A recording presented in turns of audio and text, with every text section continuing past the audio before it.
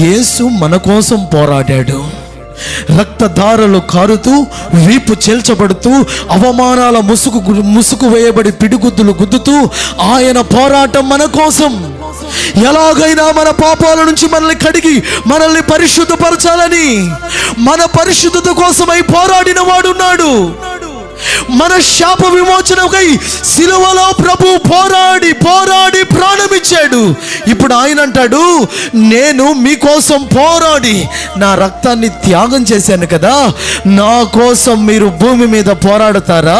మీ కడుపు కోసం, మీ కోరికల కోసం, మీ ఆకలి కోసం, మీ అవసరాల కోసం, మీ దీవెన కోసం పోరాడతారంటే ఇప్పుడు మనం చెప్పాలి, నేను నా ప్రభువు కోసం పోరాడతాను. నీకు ఆర్థిక ఇబ్బందుల పోరాటాలు ఉన్నాయి, అనారోగ్యాల, నువ్వు నిలబడి చెప్పాల్సిన మాట ఏంటో తెలుసా? నా జీవితంలో నేను ప్రభువు మహిమ కోసం పోరాడుతాను.